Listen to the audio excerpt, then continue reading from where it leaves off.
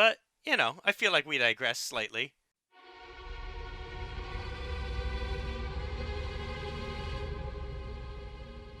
Speaking of which, do you remember when we were both years ago? For those who don't know, Steve and I used to work at a local cable station on Staten Island, um, shooting like youth league baseball and basketball and things like that.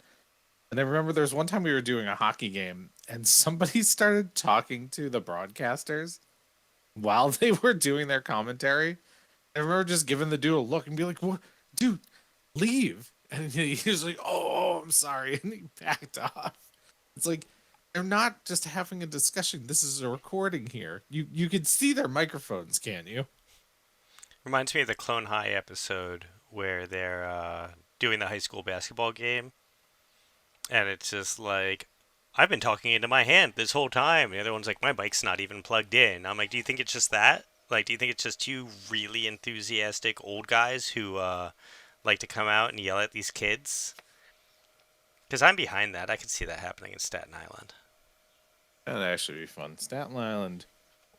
I'm glad we don't work there anymore. It was a fun place though, I'm for sad. a time. Every every year on Facebook, the anniversary photo of like the crew on the last day before they shuttered us comes up, and it's always very sad.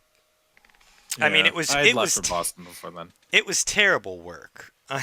Like it was not great work, but it was great people, and it was a very fun crew. And honestly, I probably learned more in a year there than I did in like 3 years of film school.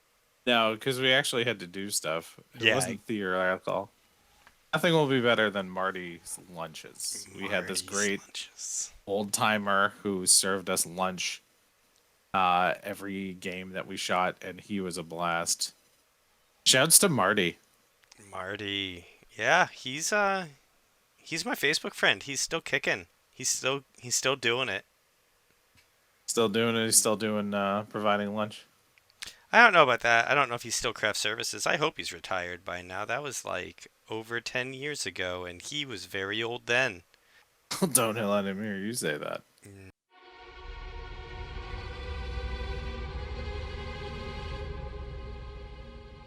I cannot wait for my wife's face when she listens to this episode because she already just loves you. And this is just going to increase that bond Oh, because good. this is exactly how she feels. We work one time years ago sent me out to San Diego for a month to cover an account, and she came with me because she was in between jobs at the time, and the hotel and the flight and the car were already paid for, so like why not? Might And as well.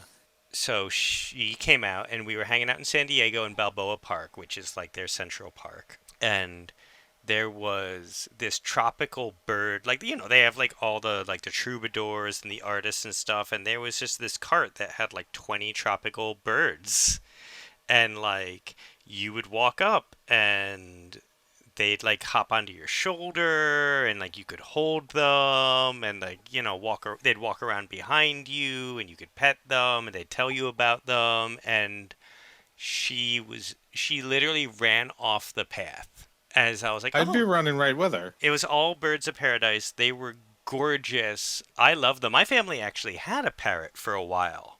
Crazy story. That's good. This is gonna end up in diverging dad stuff. But my father one day was just out, like in the yard, and he sees a parrot just fly over in New Jersey. And he's like, well, I got to do something about that. And so he calls my uncle Ray, who was my mom's brother, but is like they grew up together. It was one of his best friends, and he was also one of his crazy friends who would like do things like climb telephone poles going after a parrot. And so they spent all day stalking this parrot through central Jersey and literally like climbing telephone poles and stuff. They caught it, causing my uncle, I believe, to fall off the telephone pole into like a thorn patch. He's completely shredded. My dad's like, "But we got the parrot," and he's like, "But my arms." But anyway, we had the parrot for years So until you my. just like kept somebody's escaped parrot as a pet. I mean, They put out like the thing, we found this parrot, but like if no one claims the parrot, you have a parrot. Someone let that parrot go because it was too much. Because parrots live like 80 years. Like Yeah, it's a big commitment. it's a huge commitment.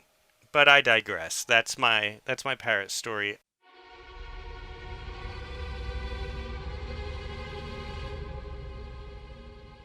And it is a much better blood orange drink than the other blood orange drink that I tried to make. I tried to make a fortified blood orange wine a few years ago.